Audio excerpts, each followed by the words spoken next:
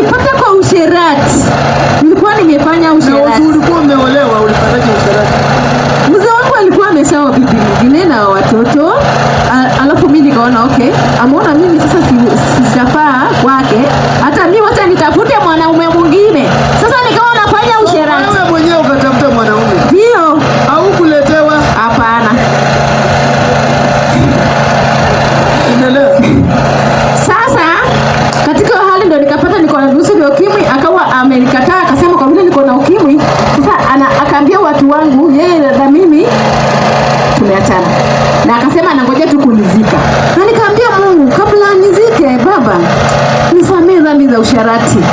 Na hakuna vile utagawanya watoto wangu kabla nikufe. Angalau wachukue kama nimekufa niko chini ya mchanga. Lakini kabla nikufe baba, nisamee. Nikaenda kwa mtume wa Mungu nikamuomba anisamee dhambi za usharati na aniponye ukimwi. Kitu alipoendelea dentia, kulikuwa na mtoto unakuja Kakamega Buhungu Stadium. Tena nikafunga bilako zangu. Na bado ninaomba kwa Anglican.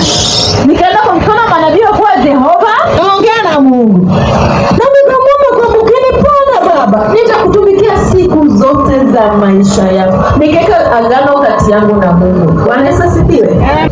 So, manabii wakakuja uwanjani Saturday, wakaombea watu, wakapona, walemavu wakatembea, vipofu wakaona, viziwi wakasikia, wakadhani mpaka ukimwi. Ndio walipomaliza waende, ndio nikasikia tumbo langu linakata. Nikajua Mungu wa manabii anatenda kitu. So kufika Sunday asubuhi, wakasema wakakuja kuombea vipofu, wakatembea, vipofu wakaona, wakasema hata ukimwi utakuwa kutoka familia zenu. Na mimi nikasema kwa vile tumbo lilikata jana, nikaenda kujisaidia. Sijana nimepona. Wacha niende kushuhudia.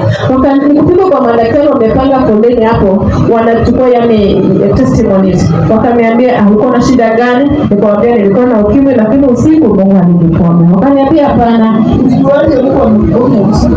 Sio usiku, nilikata na tuko saa 9 nikaenda kwenye ukimwi na haraka. Nikaendesha.